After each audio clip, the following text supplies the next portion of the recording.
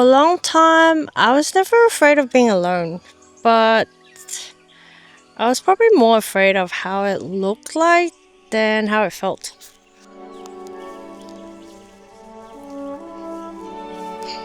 Hi, it's me again.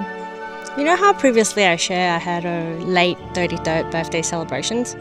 I'm turning 34 in November. Honestly, time truly flies, and lately I've been thinking a lot and had a quarter life recap, you can say.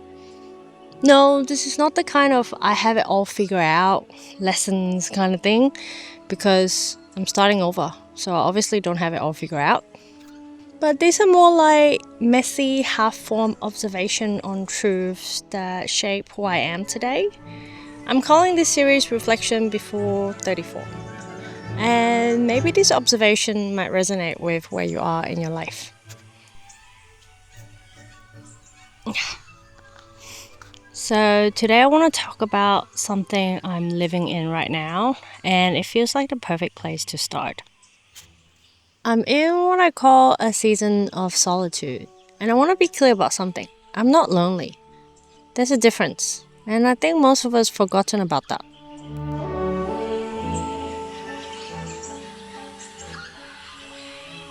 For the past few months, I've been quiet and distant, not because I don't love my friends, but because I've realized something about myself. I need this time alone to think, to create, to just exist.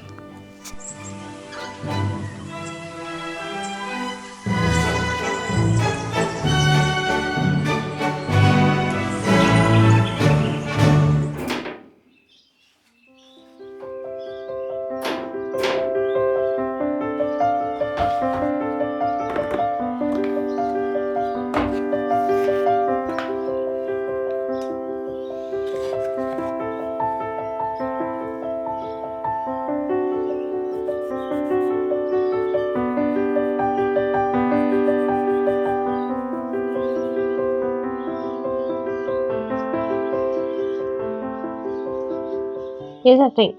I'm an only child, but I never grew up alone. I had got siblings, borrowed siblings, cousins, friends from school. I've grown up sharing rooms, and there were constant noise and always someone around. I didn't even have my own room until I was 14. To be honest, I love all of that. That was what I was familiar with. But when I moved out as an adult, that's what I realized. I actually really enjoy being on my own. People often mistake me for being super social because I'm bubbly and friendly. They assume I just love to chat and that I'm always up for plans. But honestly, sometimes I was just being polite, coming from an Asian background. Politeness and not being able to say no is like an inherited trait.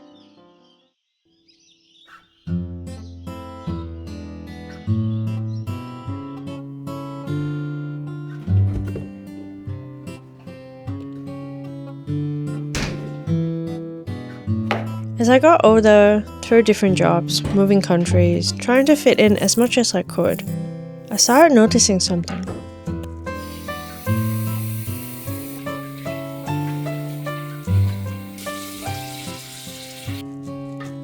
Always wash your rice. I'm what you refer to as an omnivert. Sometimes I'm super social, but just as abruptly the weather can change in Australia.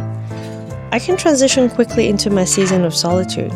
And when that happens, even my favorite person can become an energy vampire.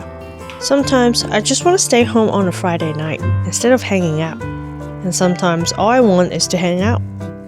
I go through these cycles and it can be confusing to people around me. Sometimes I do feel guilty for not getting in touch or replying to text messages quickly, or guilty for left them unread. So sorry in advance to all my friends. I still love you guys.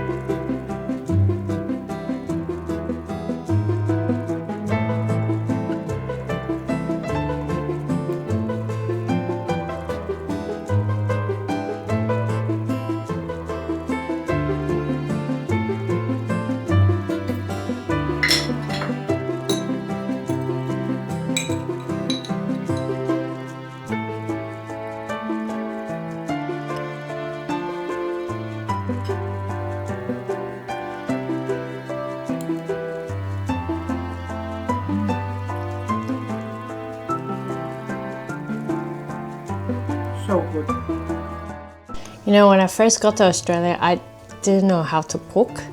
And growing up in Malaysia, eating out and getting takeaway is just so convenient and it's cheap. So I never learned how to cook or need to learn how to cook. But when I got here as a poor student, I got no choice. So for the first few months, I was just surviving on really basic meals, and this is one of them. And until today, I think it's still my favorite. Just good old classic eggs and rice with some soy sauce, sesame oil, and chili.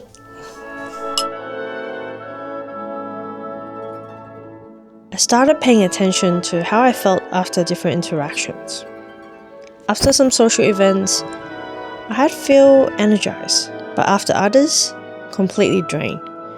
Not because the people were bad, but because my energy was already low, and I was forcing myself to show up anyway. Carl Jung once said, "Loneliness doesn't come from being alone, but from being unable to share what matters most." And I found that solitude is where I start sharing what matters, with myself first. Because choosing solitude isn't antisocial, it's self-preservation. It's recognizing that I have seasons in my life just like nature does. Right now, I'm in winter, not a sad winter, but a necessary recharging one. When I immerse myself in this season of solitude, I create more. I think more clearly, I make decisions that actually align with who I am instead of who I think I should be. The solitude isn't empty, it's actually quite full. Full of thoughts. I finally have space to think and want to write down my thoughts. Ideas I finally have the silence to hear. This is the rare time that I want to just be in my own head.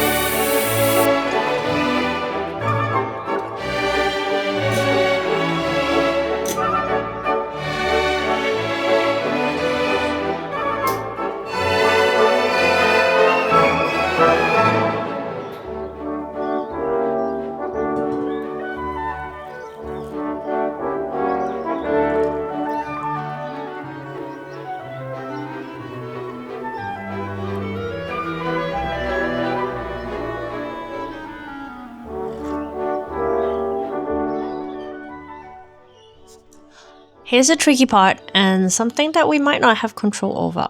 Saying I need to be alone, I can't right now. Saying no in general can be a hard pill to swallow for the people around you. I'm realizing that how someone else interprets your words has something to do with their own experience than about your actual intentions. Some people can hear I need to be alone as a rejection, and some people can easily take your word for it. I recognize that there's nothing wrong with any of this, but I can, however, control how I communicate, with kindness and with clarity. Beyond that, it's entirely up to the individuals. But if you're feeling guilty or misunderstood about wanting to be alone, needing some quiet time, or choosing your own company, maybe this is your permission to stop apologizing for it. I don't know how long this season of solitude will last. Maybe next month I'll start craving dinner parties and catching up with all my friends.